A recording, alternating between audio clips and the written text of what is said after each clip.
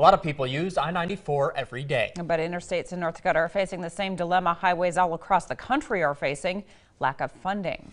As KX News reporter Robert Sir reports in tonight's top story, the funding to fix our aging interstate system is about to run out. I'm here along Interstate 94 in Mandan. This is just one of several construction projects spread across North Dakota's nearly 1,200 miles of interstate highway system. But if things don't change at the federal level in terms of funding, projects like this may not be happening nearly as much as they should be. The needs of the state exceed the resources that we've got available.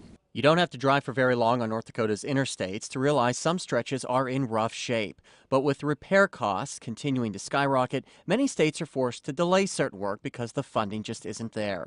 A recent report commissioned by the U.S. Department of Transportation showed that funding on a federal level for interstates needs to be increased to somewhere between $45 and $70 billion a year over the next 20 years. Funding today is around $25 billion.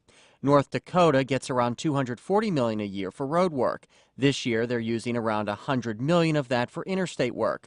But the DOT's Steve Soloway tells me it's not even close to what they really need. We need approximately 140% increase in funding to match the needs that are showing through our pavement management system. That equates to an extra $336 million per year. Federal funding comes from the Highway Trust Fund, which passes out money to each state for interstate projects. But that pot is going to expire next September unless something is done.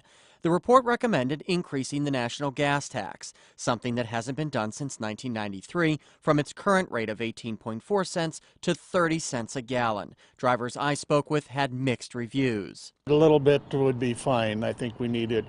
The roads and everything need to be improved, and if you use them, you should be willing to pay for some of that. Oh, I think that's very high. But where else would they get the funding at then? The report also recommended charging owners of hybrid or electric vehicles a fee for the miles they drive instead of raising the gas tax. I found a driver from Michigan who says that's a terrible idea. I don't think there's enough EVs on the road for that to make a difference at this point. If there was a lot on the road, it would make a difference, but right now it really wouldn't change much. Whatever happens needs to happen soon, or your ride to work could get a lot bumpier. Reporting for KX News, I'm Robert Sir. The DOT also relies on federal funding for bridge projects. It tells us of the 752 bridges in the state, it maintains 358 of them are more than 50 years old, and 36 of them are over 70. The state gas